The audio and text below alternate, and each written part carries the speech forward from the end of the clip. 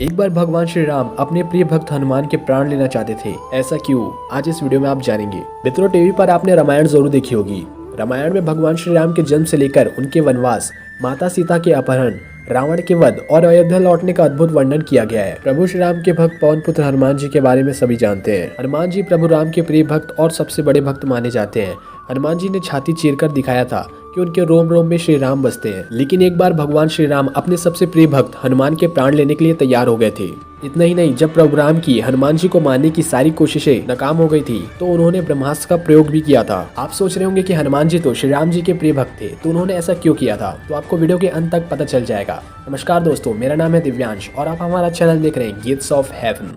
मित्रों, रामायण के अनुसार जब भगवान राम रावण का वध करके अयोध्या लौटे थे तो अयोध्या के राजा बन गए थे। तब एक सभा चल रही थी और सभा में बात चल रही थी कि राम जी बड़े हैं या फिर राम जी का नाम बड़ा है। तो जितने भी सभा में बैठे ब्राह्मण, ऋषि मुनि, साधु सन्यासी, मंत्रियां और ऋषि विश्वामित्र, इन सभी ने कहा कि राम जी ही बड़े हैं। लेकिन देवर्षि नारद ने कहा कि राम जी नहीं, उनका नाम बड़ा है। लेकिन सभी ने नारद मुनि जी की बात को अनसुना कर दिया। सभा में बैठे पवन पुत्र हनुमान जी ये सारी बातें सुन रहे थे। सभा खत्म हुई और सब लोग जाने लगे। नारद मुनि ने हनुमान जी से कहा कि आप सभी को प्रणाम करें, केवल ऋषि विश्वामित्र को प्रणाम ना करें।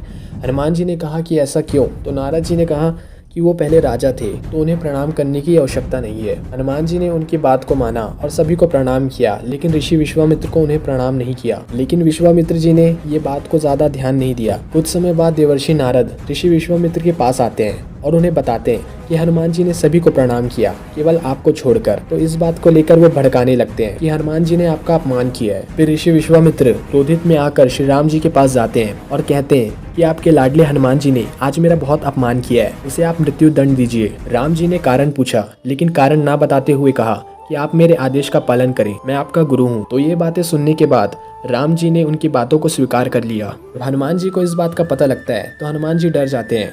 तब वहाँ नारद मुनि प्रकट होते हैं और उनसे कहते हैं कि आप डरिए मत, आप राम जी के ध्यान में चले जाइए और राम भजन गाइए।